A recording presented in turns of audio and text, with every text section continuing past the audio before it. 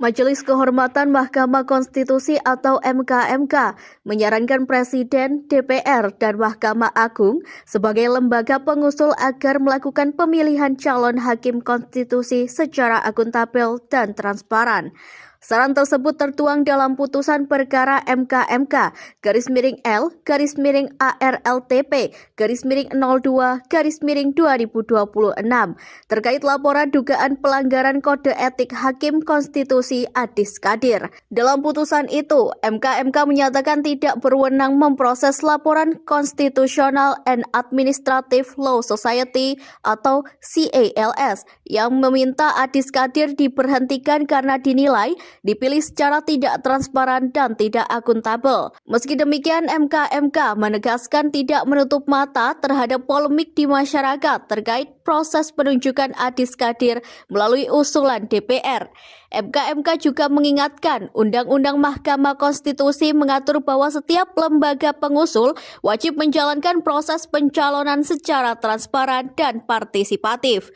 3 lembaga pengusul juga diminta memilih calon hakim konstitusi secara objektif, akuntabel, transparan, dan terbuka. Anggota MKMK, Yuliandri, menyatakan apabila prinsip-prinsip tersebut tidak dijalankan, maka hal itu berpotensi menimbulkan kegaduhan di ruang publik dan penolakan masyarakat merupakan bentuk kontrol publik yang wajar. Dalam putusan yang sama, MKMK menegaskan adanya batasan kewenangan antara DPR sebagai lembaga pengusul dan MKMK sebagai penjaga etik hakim konstitusi.